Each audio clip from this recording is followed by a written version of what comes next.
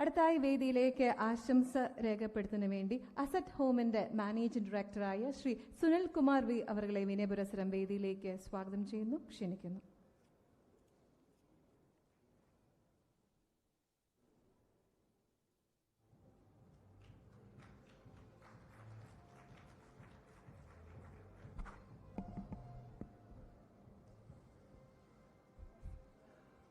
നമസ്കാരം. ഇത് തികച്ചും അപ്രതീക്ഷിതമായിട്ടുള്ളൊരു ഇൻവിറ്റേഷൻ ആയി. കാരണം എന്നോട് ഇവിടെ വരുമെന്ന് മാത്രമേ ചോദിച്ചിട്ടുണ്ടായിരുന്നുള്ളൂ. സ്റ്റേജിൽ വരണമെന്നോ ആശംസ അർപ്പിക്കണമെന്നോ ഒന്നും പറഞ്ഞിരുന്നില്ല. എന്നിരുന്നാൽ പോലും ചിലപ്പോൾ കഷ്ടകാലത്ത് ഇങ്ങനെയൊക്കെ സംഭവിച്ചേക്കാം. പലപ്പോഴും പറയുന്നൊരു കാര്യം, ഈ കഷ്ടകാലത്ത് ബിസിനസ് ചെയ്യുന്ന ആൾക്കാർ നോക്കേണ്ടത് കലാകാരന്മാരിലേക്കെന്ന് പറയുക.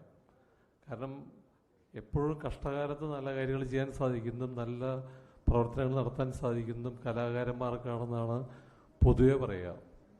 അപ്പോൾ നമുക്കൊരു ബുദ്ധിമുട്ടോ പ്രയാസമോ ബിസിനസ്സിൽ വരുമ്പോൾ, അല്ലെങ്കിൽ നമുക്കൊരു ഡിസിഷൻ മേക്കിങ്ങിനൊരു പ്രശ്നം തോന്നുമ്പോൾ എവിടെയൊക്കെ കലാകാരന്മാരുണ്ടോ, എവിടെയൊക്കെ കലാകാരന്മാർ ആ ഘട്ടങ്ങളിൽ എന്തെല്ലാം ചെയ്തിട്ടുണ്ട് എന്ന് പരിശോധിക്കാൻ ശ്രമിച്ചാൽ നമുക്കത് കോപ്പി അടിക്കാൻ സാധിക്കും.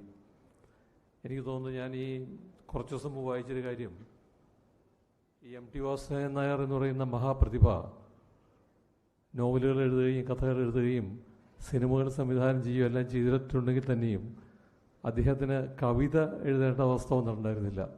അദ്ദേഹം കവിത എഴുതിയിട്ടില്ലായിരുന്നു.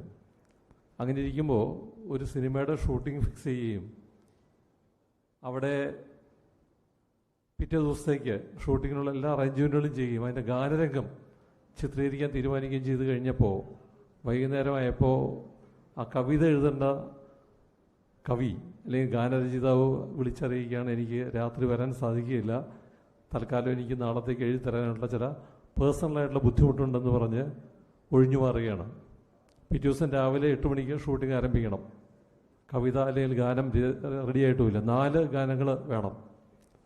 അപ്പോൾ ഇദ്ദേഹം ഈ എം ടി വാസുദേവൻ ജീവിതത്തിന് ആദ്യമായിട്ട് അന്ന് പേന എടുത്തിട്ട് കവിത എഴുതാൻ തുടങ്ങിയെന്ന് പറയുന്നത്. അങ്ങനെ 4 കവിതകൾ അദ്ദേഹം എഴുതി തീർക്കുകയും പിറ്റേ ദിവസം രാവിലെ 8 മണിക്ക് ഷൂട്ടിംഗ് ആരംഭിച്ചപ്പോൾ 4 ഗാനങ്ങൾ സംവിധായകൻ്റെ കൈവശേപിച്ച് നിങ്ങളിനി ഷൂട്ട് ചെയ്തോളാൻ പറയുകയും ചെയ്തു എന്ന് പറഞ്ഞു. ഇപ്പോൾ ഇത് നമ്മൾ പലപ്പോഴും ബിസിനസ്സിലും കാണുന്നൊരു കാര്യം, ആകസ്മികമായിട്ടുള്ള പല പ്രശ്നങ്ങളുണ്ടാകുമ്പോൾ പല കാര്യങ്ങളും നമ്മൾ പരിഹരിക്കാൻ ശ്രമിക്കുമ്പോൾ എന്ത് ചെയ്യണമെന്നറിയാതെ നമ്മൾ പതറി നിൽക്കുമ്പോൾ നമുക്ക് എം ടി വാസുദേവൻ നായരിലേക്ക് നോക്കാം. കാരണം എന്താണ് ആ സമയത്ത് ചെയ്യേണ്ടത്, താൻ ചെയ്യേണ്ട കാര്യം അല്ലെങ്കിൽ പോലും അത് ചെയ്തു തീർക്കേണ്ടത് തൻ്റെ കടമയാണെന്ന് മനസ്സിലാക്കി രംഗത്തേക്ക് വരാനുള്ളൊരു പ്രചോദനം അല്ലെങ്കിൽ ഒരു സന്ദേശമാണ് അദ്ദേഹം ആ പ്രവൃത്തിയിലൂടെ കാണിച്ചു കൊടുത്തത്. പലപ്പോഴും വളരെ അസൂയോടെ കേരള വിഷൻ ഞങ്ങൾ നോക്കിക്കാണാറുണ്ട്. കാരണം കേരള വിഷൻ്റെ വളരെ ചിട്ടയായിട്ടുള്ള പ്രവർത്തനവും വളരെ പ്രൊഫഷണലായിട്ടുള്ള സമീപനവും ഈ രംഗത്ത് മറ്റ് കോമ്പറ്റീറ്റേഴ്സിനായാലും ബന്ധപ്പെട്ട് പ്രവർത്തിക്കുമ്പോൾ അവരിൽ നിന്നെല്ലാം വ്യത്യസ്തമായിട്ടുള്ളൊരു രീതിയുമെല്ലാം പലപ്പോഴും ഞങ്ങൾക്ക് അനുഭവപ്പെട്ടിട്ടുണ്ട്. അതിൽ യാതൊരു അത്ഭുതവുമില്ല. ഈ 1000 കോടി എന്ന് പറയുന്ന ടേൺ ഓവറിലേക്ക് ഇവരെത്തിച്ചേർന്നതിൽ വളരെ സന്തോഷം. ചിലപ്പോഴെങ്കിലും ഇവരുടെ യാത്രയിൽ ഒരു സഹയാത്രികനാകാൻ സാധിച്ചു എന്നുള്ളൊരു വലിയ അഭിമാനം തോന്നുന്നു. ഇന്നിവിടെ ക്ഷണിച്ചതിൽ വളരെ സന്തോഷം തോന്നുന്നു. ഇവിടെ ഈ വേദിയിൽ വെച്ച് ഇവരെ അഭിനന്ദിക്കാൻ കഴിഞ്ഞാൽ അതിലേറെ സന്തോഷം തോന്നുന്നു. തുടർന്നും വൻ വിജയങ്ങൾ നേടാനായിട്ട് കേരള വിഷന് സാധിക്കട്ടെ എന്ന് ആശംസിക്കുന്നു. നന്ദി, നമസ്കാരം.